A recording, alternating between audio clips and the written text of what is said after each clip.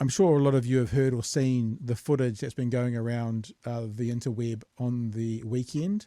Our good mate Calvin Morgan has it up on his page.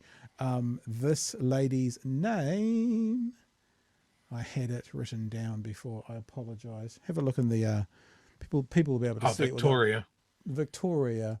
I had it written in the chat, but in the thing. Victoria, who is I'm going to turn this down because if I open up my thing, it'll start playing. I just want to mention her name correctly. Sorry, Victoria Jacobs. Victoria Jacobs is the protester. Yep, she's gone into disrupt. She's gone into protest. You wouldn't say she's gone into peacefully protest. It's certainly not peaceful. And if you haven't seen it yet, you've been under a bridge. This is what happened to Victoria Jacobs when she protested. Touch me! Don't touch me! Don't touch me! You hit me!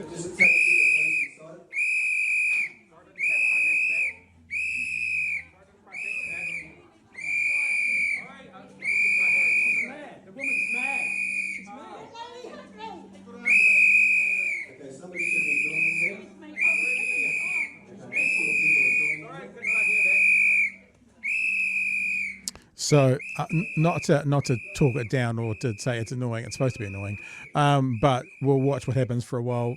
Blows the whistle, and then look. I actually think this guy approaches her in the correct way. I don't think he does anything. He's talking to her. He's probably saying it's time to leave. You need to leave. Doesn't do anything. She doesn't go anywhere. He says again. He's talking to her. It's probably time to leave. Probably time to move on. We want you to leave. We're asking you to move out. You know, it's time to get out of here. Doesn't touch her, doesn't do anything. Appropriate response from the grey-haired gentleman. And then other people get involved. Here's one of them. Here we go. And this is where it starts. Grabs her face. And then... Oh, Jesus. Leave me alone!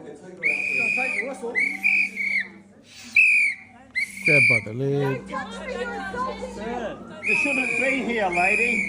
You were warned. Okay, this is a really important thing. This is hard to hear, right? I encourage you to go to Calvin's Twitter feed and have a listen. But someone shouts out, pull her pants down. Someone in there. See if you can hear it, Chewie. I hear it clearly because I've got my headphones on. But have a listen again. You shouldn't be here, lady. You were warned. Right there. Pull her pants down. Do not say that. And there someone stands up for her. Sorry, did you hear him say pull her pants down? Don't touch me! Wait on the cops! Wait for the cops! So that's the footage that actually happened. Now, Pull her pants down. that's an assault. Like, without question, that's an assault. There's no other way to describe that. And we've had a little bit of interaction today, Chewie. Well, I've had a little bit of interaction today, Chewie, because I put out a tweet earlier today that says this quite clearly. It says, if you were someone who claimed the tomato juicing of Posey Parker was an assault, and you don't have the same standard for this, then you've eliminated yourself from public discourse due to your hypocrisy. Now, we were a show that said the punch at Albert Park was definitely an assault. Well, I want to be careful because of the court proceedings, but appeared to be an assault, 100%. And that the tomato juicing of Posey Parker was the technical definition of an assault. What you've just seen is the technical definition of an assault. So people who have, because what you're seeing, Chewie, is inconsistent people. See, we're consistent here, right? That's one of our benefits. We call balls and strikes. We walk and chew gum. We said that the tomato juicing appeared to fulfill the criteria, and I'm using the word appeared because there's a court setting, appeared to fulfill the criteria of an assault. Right? That's what we said. Well, that's what I said, and I think people who were here kind of agreed with me. That also appears to fulfill the criteria of an assault. Yet the people who were screaming bloody murder about Posey Parker's situation with the tomato sauce or tomato juice are now coming out going, she was asked to leave, trespassing, and she didn't, fool around, fuck around, find out. And it's ridiculous. And you'd probably have to say there's a freeze frame there, and we all know with freeze frames it can be a bit more beat up as it is. But, physical contact, grabbing heads, grabbing faces, grabbing legs. On the level of assaults, the Albert Park punch, the worst of the three, then this, and then the tomato juice. Right? If you were going to put them in some kind of, like if there was like murder, what do they call it? First degree murder, second degree, like first degree assault, second degree assault, third degree assault. This is the middle one. It's an assault. It looks like an assault to me. It has the appearance of an assault to me. And if you're someone in that camp who was going off about what happened to Posey Parker on stage with the tomato juice, and you're not going off about this in the same way, then you're a hypocrite and you've just eliminated yourself and your opinions from the public discourse, Chewie. Yeah, and people are going to bush lawyer the hell out of this. I can see it already happening in the chat. Yeah, like if your assault ends up with just a dry cleaning bill, it's really low down on the scale. If your assault loosens some teeth, it's a little bit further up. And then if your assault means that on camera you got hit 5 or 6 times in the head, well, that's right at the top.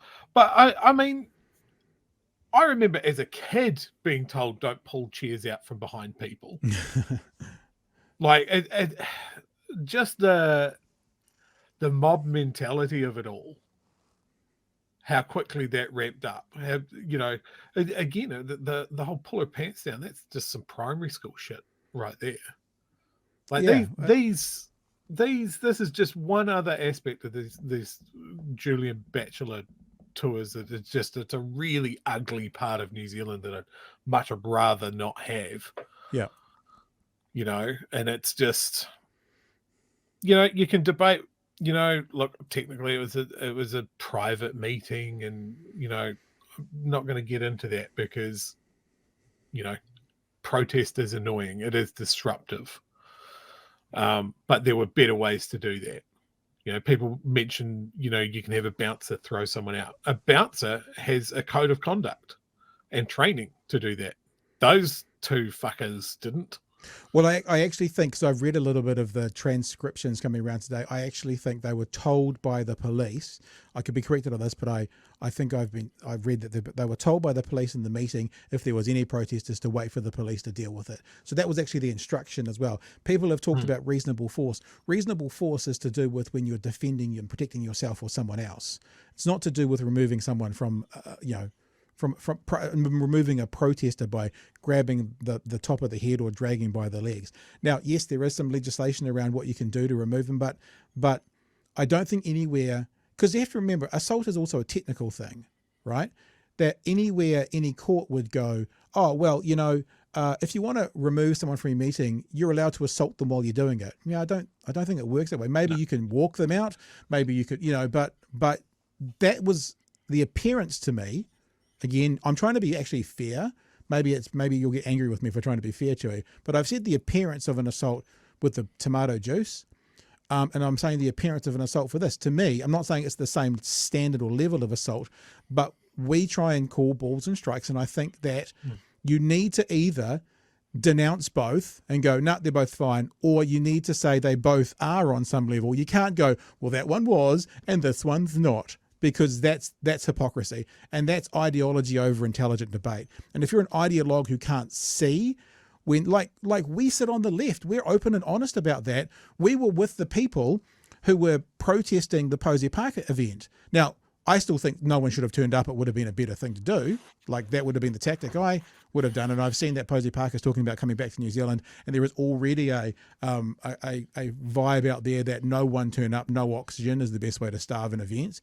But in saying that, the people who are on the side of protesting her message, that's our side, but we can still sit on that side of the protest and go, that shouldn't have happened and that shouldn't have happened. Like, just like we can sit on the opposite side, which is what we're doing now, and go, that shouldn't happen. We're being consistent.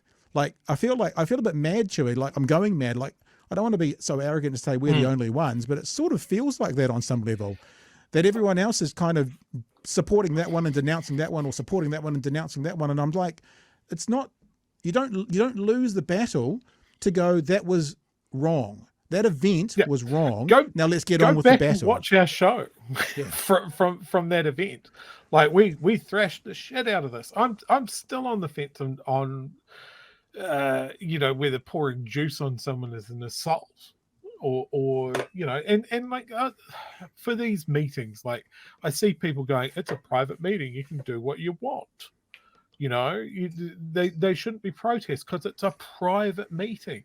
It's not a private meeting. He's inviting the entire community. Yeah. And you can't just hide the most despicable stuff behind a private meeting. I'm not going to go and have a fucking Nazi rally and say, I don't know why people are so angry. It's a private meeting that just keeps on getting bigger and bigger and bigger. I think people have the right to counter protest.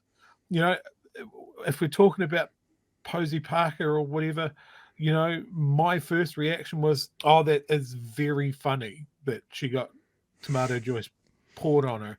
But in the same breath, I'm going, I wish that didn't happen, because that's going to be the narrative about this from now on, rather than an overwhelmingly successful counter protest that showed the best way to counter protest is with happy noise. And look, Posey Parker, and we talked about this, Chewie, and we were really upfront about it before she came.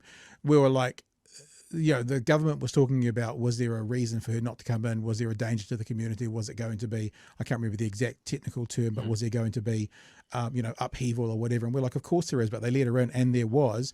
But we were saying from day one, guys, if you guys turn up to this, when I say we're on that side of the protest, we weren't actually there.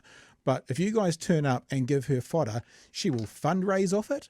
She will get profile off it, and it will, speaking again like politics, it will further the narrative that she's trying to sell. Now, I don't want to sit here and say, don't follow your passions and do it the way you want to do it. But I am going to say you should be aware of the way you do it and how it will be then sold and spun. And I do think, again, that she's talking about coming back to New Zealand. I read something or saw a tweet the other day. No oxygen. Like, no oxygen would be the best thing, because no noise, no media coverage, no oxygen. I mean, we've just had like stuff.co.nz, the Herald, all these places not run a Family First advert that was, arguably transphobic. Do you think they're going to go along and want to give her a bunch of oxygen as well? Of course they're not, unless everyone else turns up and there's a melee. Yeah, see, look, this is a debate that has been going on for many, many years in the things that I've been involved with. And there's even been very firm discussions within my own household about the best way to attack these, when Julian Batchelor decided to throw his little private meeting on my friggin' birthday. About whether you go or whether you stay away. Yeah. I think there's pros and cons, of course, to both arguments, but I think in all of my experience combating white nationalism, combating all of these horrible bigots out there, is that they sit in their echo chambers and they believe that the majority of people agree with them. If you can get a bigger counter protest to show them that they don't have as many people as they think they have, I think that's incredibly effective. But it is really hard to keep a counter protest or a protest of any stage on message. And that's what I think Dudley here in Dunedin did really, really well for against the Destiny Church. Destiny Church, exactly what I was going to say. Yeah, that it was a dance party, a celebration.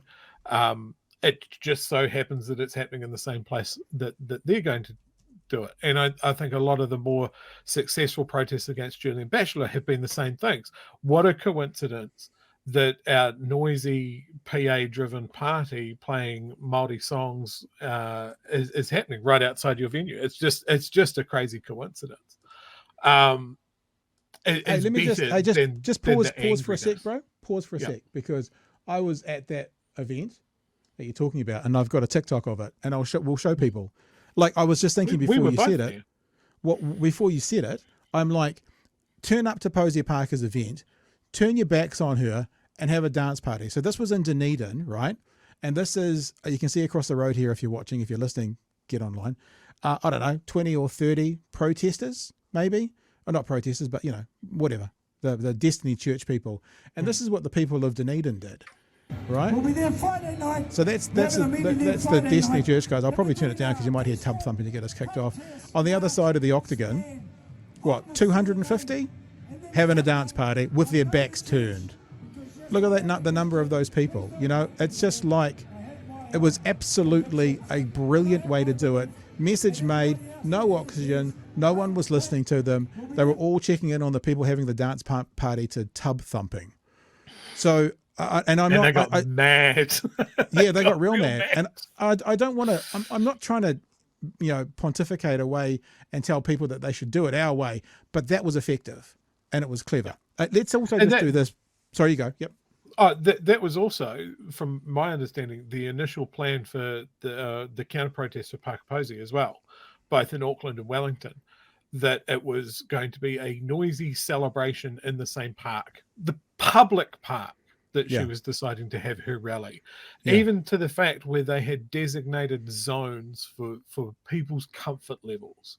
You know, do you want to show support, but you don't want to be close to them? Cool. Well, then you're down this area. It's just a dance rave, whatever. And then there's a mixed zone. And then for people with signs and that want to do a little bit of shouting down at the other end, but also don't engage, don't touch people, don't do this. And, it got out of control. People pulled up fences and the crowd mingled because there wasn't enough crowd control at that end of the park. Nobody expected the numbers that they were going to get either. So this is one of the things. A lot of organisation needs to go into a successful protest, and the one in Auckland against Pakaposi was thrown together in about a week. Posey Parker? Parker Posey. Posey Parker. One of them's an actress and one of them's a horrible bigot. I'm probably doing someone a disservice. Here's Victoria Jacobs, is that right? And this was her speaking after she'd got ejected from the, dragged out by her feet from the event. Okay, so what happened, Victoria?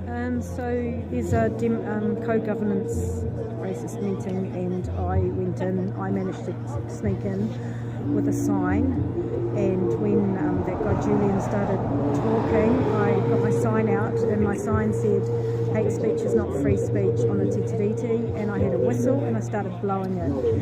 So then, firstly, a woman came and tried to grab my sign and grabbed my whistle out of my mouth and grabbed me, and then some men, at least 3 men, grabbed me at different times and dragged me, and the final man was dragging me out by the leg and by my jeans, and they were coming down and people were shouting, "Pull her pants off." It is disgusting. I'm so sorry. I know, that is, and I knew I would get escorted out by the police. They didn't go and get the police, which is what they were supposed to do, to escort me out. They actually assaulted me and dragged me out. Yeah. So I knew going in there that I would get asked to leave and I wouldn't leave, and then the police would come and escort me. I was fully expecting that. I was not expecting to be assaulted by multiple people in there. I know. And you feel like you've been So I think when they were trying to grab the whistle, it's been bleeding in here, but I feel like my teeth are loose or definitely sore in the bottom teeth there. Hopefully not coming out. Yeah. Thank you, Victoria. So there you go. There's a couple of comments there saying that she was asked to leave and she didn't, so therefore people were justified in throwing her out. That's not how it works. She was asked to leave, so she was assaulted. Yeah, that's not how the law works. Sorry, dudes, No. dudes and dude heads. There were police at the event.